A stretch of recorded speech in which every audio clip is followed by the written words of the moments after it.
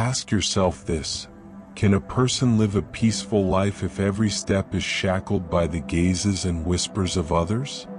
Strangely, more than 2,000 years ago, the great Emperor Marcus Aurelius wrote in his private meditations, "We love ourselves more than anyone else, yet we care more about their opinion than our own." That statement echoes across time with undiminished truth. Excessive concern for public opinion drains our energy, clouds our reason, and impedes decisive action. But Stoicism has long taught us, true power lies within. The great Stoic sages, Marcus Aurelius, Seneca, Epictetus, endured storms of glory and defeat, and uncovered profound strategies to liberate themselves from the chains of judgment. Stoicism is not about apathy, it's about knowing where to place your attention. What belongs to you, tend to it. What doesn't, release it. Through the stories of Diogenes and Cato, we'll witness how inner peace is born from letting go of others' expectations. Diogenes, the philosophy of non-attachment.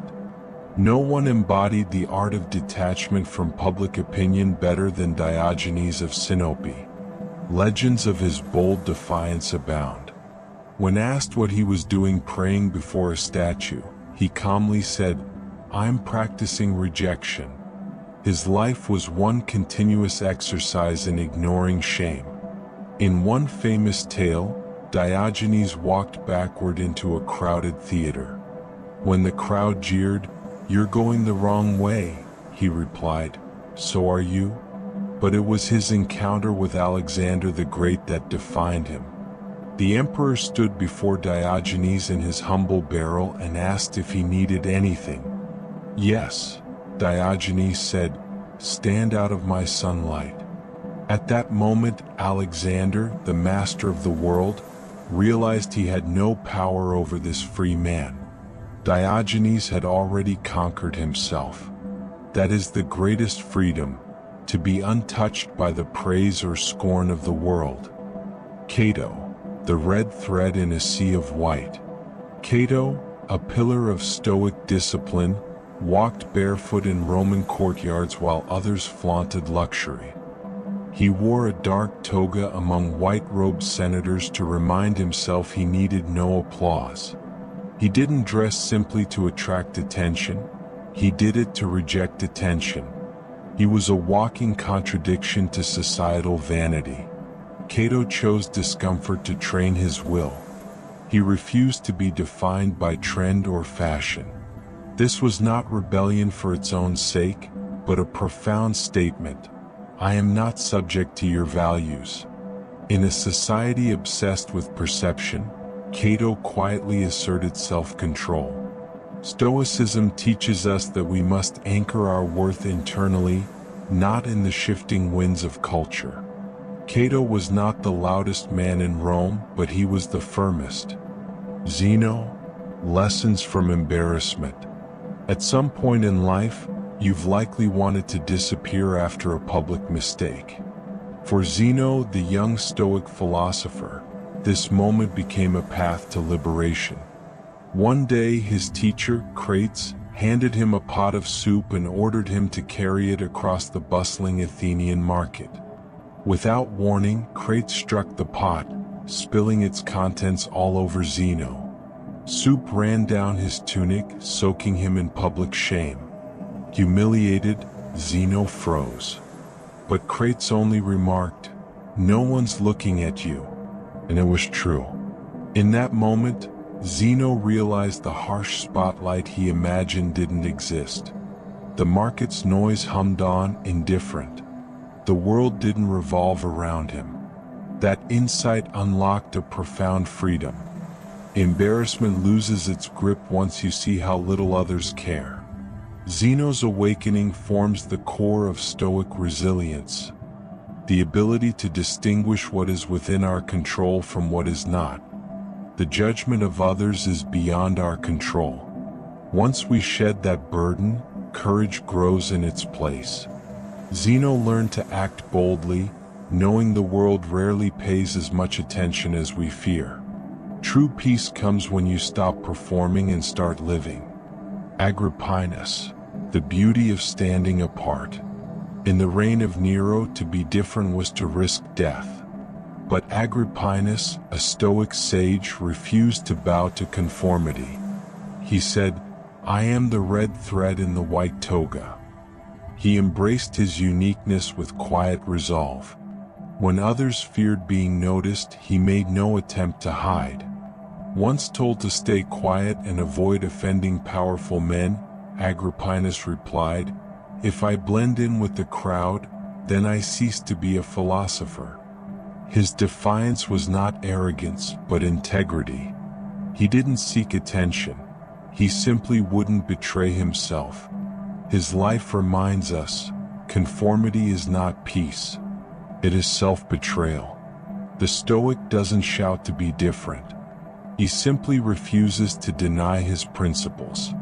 Being the red thread does not make you superior, but it does make you real. And in a world of masks, that alone is heroic.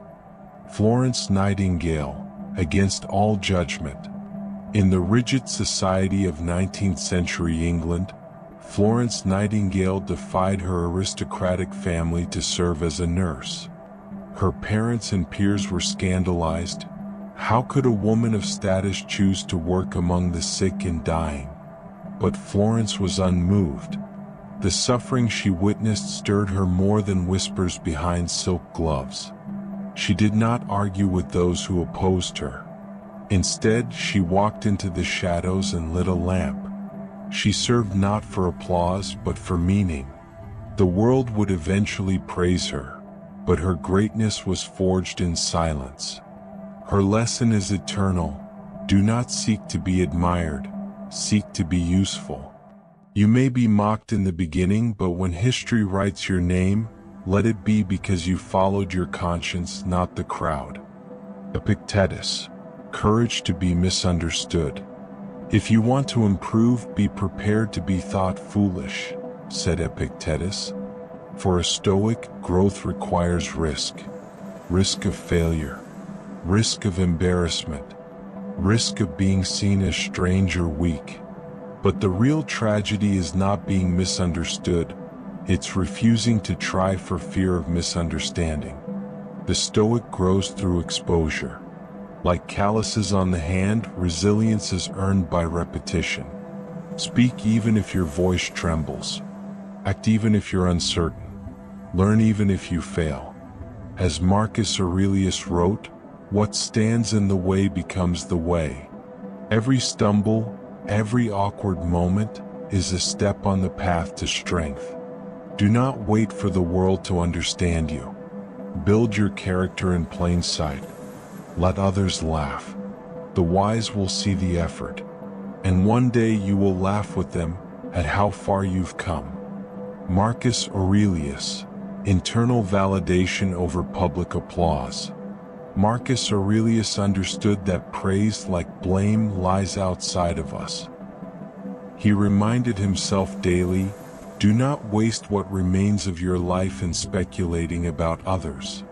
For Marcus, the only valid applause came from the inner judge, the reasoned mind that knows when we have done right.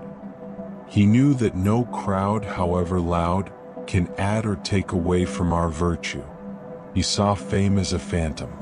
He questioned the legacy of emperors before him. Where were they now? Forgotten. Thus, what then could applause add to his soul? Nothing. Instead, he focused on justice, temperance, and endurance. That was his audience, the gods, his own reason, and the passage of time. If you live by applause, you die by silence. If you live by principle, you stand tall in both cheers and quiet. That is the Stoic way. Let others decide what they want from you. You must decide who you are. The illusion of fame. Fame is a vapor. The Stoics knew this long before the rise of digital followers. Marcus wrote, "The memory of everything is soon overwhelmed in time." He knew fame fades like a footprint on sand. Who remembers the champions of centuries past? Their names echo briefly, then vanish. Modern fame is no different. One week a post goes viral. The next it's forgotten. You become a trend, then a trivia question. If your worth is tethered to attention, your peace will vanish the moment it does. Stoicism calls us to tether our worth to effort, not outcome, to excellence, not audience. Do not seek to be known. Seek to be good. A name may be erased, but virtue endures. When you do what is right, even in obscurity, you achieve the only fame that matters. Peace with your soul. Letting go of the mask. To win approval, people put on masks, but the Stoic removes them. Marcus Aurelius once said, "How ridiculous and how strange to be surprised at anything which happens in life." He wore no mask, not even for his enemies. He lived with full awareness. People will judge, misjudge, misunderstand, and that's not his concern. The Stoic doesn't hide his flaws, nor exaggerate his virtues. He simply exists as he is.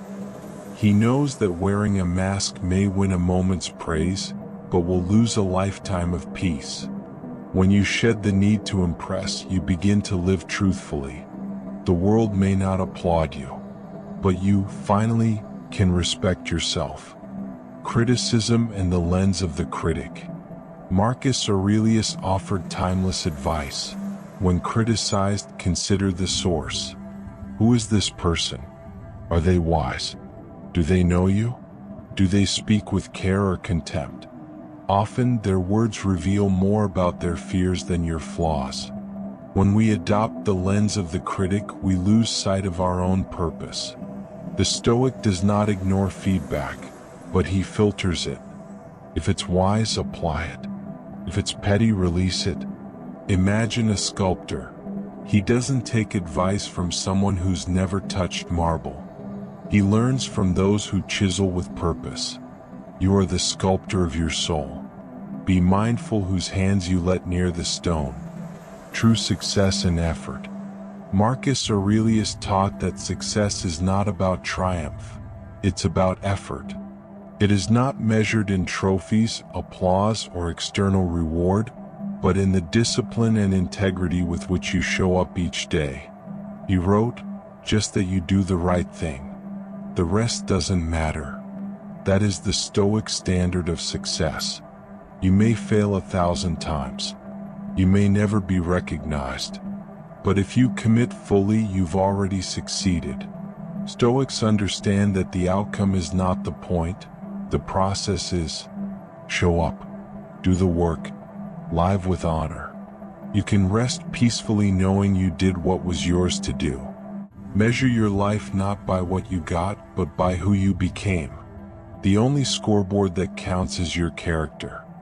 Shame is not the enemy. Stoicism doesn't pretend life is painless. It teaches that pain is not the enemy, our judgment of it is. The same goes for shame. We fear being laughed at, misunderstood, humiliated. But these are just thoughts. The Stoic reframes shame as an invitation to ask, am I acting with virtue? If the answer is yes, then shame is misplaced. If the answer is no, then shame is a teacher. In either case, it loses its power to wound us. The Stoic does not chase approval or avoid embarrassment. He welcomes feedback but is unmoved by ridicule. Courage means choosing to be seen as foolish while doing what is right. Let them laugh. You are walking a path they do not understand. Living by principle. Seneca once wrote, "Let the quality of your intention define the quality of your action." This is the Stoic's compass. When you anchor to principles, truth, justice, temperance, you cannot be shaken. The storms may come, the crowd may scream, but your roots run deep. You don't have to be perfect. You have to be principled. Each day, return to the question, what kind of person am I becoming? Not what you own, not what others say, but who you are. When you live this way, you fear no judgment. You are not acting for them. You are acting from your deepest sense of right. That is freedom. That is peace. Detachment from opinions. The Stoic knows that opinions are like wind, ever-changing, ungraspable, and often directionless. Epictetus warned, "If someone speaks ill of you, live so that no one will believe it." That is the Stoic defense, not rebuttal but character. We are not obligated to respond to every rumor, defend every act, or justify every decision. To do so is to hand over our peace to the whims of the crowd. The wise do not silence critics, they outlive them. Let others speak. Let them misunderstand. Your peace is not tied to their clarity. The Stoic's gaze is inward, not outward. Secure in virtue, he walks through whispers without flinching. The strength to be misunderstood. There is great courage in being misunderstood. The Stoic does not explain himself to every skeptic. Socrates did not run from ridicule. Marcus Aurelius didn't rewrite his values to fit the mob. And you do not need to shrink your truth to fit the smallness of others. People will project their fears onto your strength. They will mistake silence for arrogance, confidence for pride, and integrity for stubbornness. Let them. That is their journey, not yours. The Stoic understands that misunderstanding is not a failure, it's a filter. Those meant to walk with you will recognize your heart. The rest will walk away. Let them go. Finding inner peace. True peace is not found in control, but in surrender. Surrender not to apathy, but to wisdom. The Stoic surrenders the need to be understood, to be praised, to be seen. He focuses only on what lies within. His thoughts, his values, his choices. Peace is not the absence of chaos, but the refusal to let chaos enter the soul. Marcus Aurelius ruled an empire crumbling at its edges, yet remained centered. Why? Because he knew, a calm mind is a fortress. You will be pulled in many directions.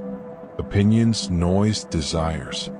The Stoic returns each time to stillness, to silence, to sovereignty over the self. That is the peace no world can take. Discipline over impulse. The Stoic does not act on impulse, he chooses. He does not react, he responds. Discipline is the sculptor of the soul, and impulse its ruin. Seneca wrote, "No man is free who is not master of himself." Modern life pulls at you constantly, notifications, temptations, quick rewards. But the disciplined man pauses. He examines his urges and asks, is this necessary? Is this right? And most of all, does this serve my higher self? Discipline is not punishment, it is freedom from the chaos of compulsion. Every no you say to the unnecessary is a yes to the life you actually want.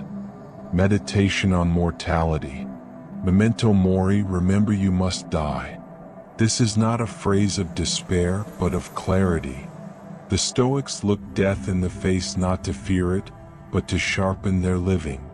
Marcus Aurelius reminded himself daily, you could leave life right now. Let that determine what you do, say, and think. When you remember that life is finite, you stop wasting it. You stop waiting for permission. You speak honestly. You forgive quickly. You love more urgently. Mortality is not the end, it is the fuel of urgency and presence. The wise do not postpone the meaningful. They live now fully, because now is all they truly own. Freedom from desire. Desire is a fire that pretends to warm but only consumes. The Stoic does not extinguish all desire, but he tames it. He desires only what depends on him. Virtue, effort, wisdom. The rest, wealth, approval, comfort, he sees as indifferent. Epictetus said, Freedom is the only worthy goal in life. It is won by disregarding things that lie beyond our control. When you stop chasing what isn't yours to grasp, your hands are free to build what truly matters. The free man is not the one who has everything, but the one who needs nothing. Gratitude as armor. Gratitude is not just a feeling, it is a weapon against despair. The Stoic is not blind to suffering, but he sees the gifts that remain. Epictetus, born a slave and crippled in body, taught, "He is a wise man who does not grieve for what he has not, but rejoices for what he has." Gratitude grounds us in reality. It reminds us, this breath, this moment, this body, this chance, they are not owed. They are received. When you begin your day with gratitude, criticism loses its sting, and hardship becomes a lesson rather than a curse. A grateful heart is hard to shake. It sees clearly, it endures fully, and it lives with quiet joy. Adversity is opportunity. To the Stoic, adversity is not a curse, it is a forge.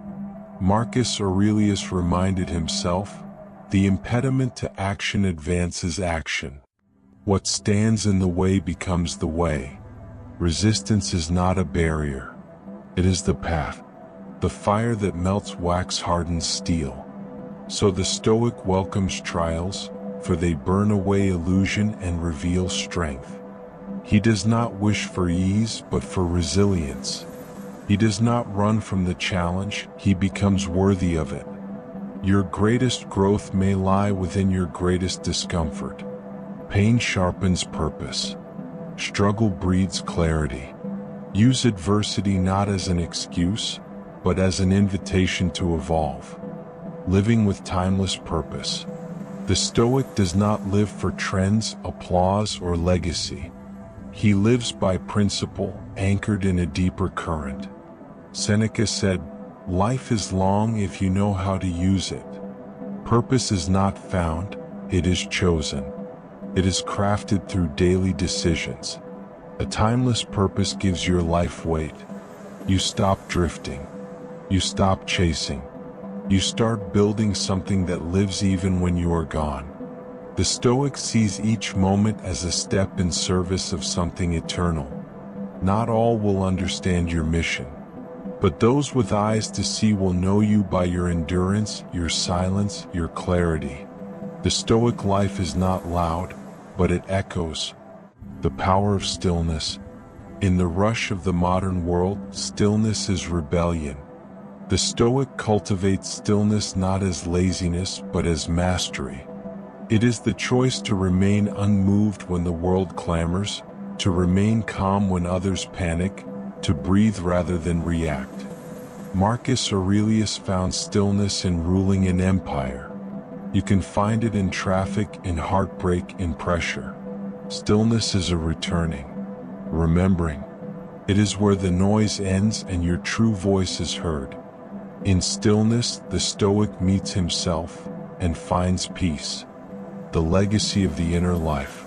The world may not remember your name, but the way you lived, your integrity, your kindness, your strength, leaves an invisible trail. The Stoic does not concern himself with monuments of stone, but with monuments of action. A life lived in accordance with nature and reason leaves echoes. In those you help, in those who witnessed your steadiness, in your children, your students, your silence. The inner life does not seek recognition, it creates resonance. And that, in the end, is how you shape the world. You are not here to be liked. You are here to live with clarity. You are not here to fit in. You are here to grow in virtue. You are not here to escape struggle. You are here to meet it fully. The Stoic path is not one of fame or fortune, but of freedom. A quiet kind. One built not in palaces, but in private resolve. Every breath a choice. Every action a legacy. So stop caring what others think. Start caring what you become.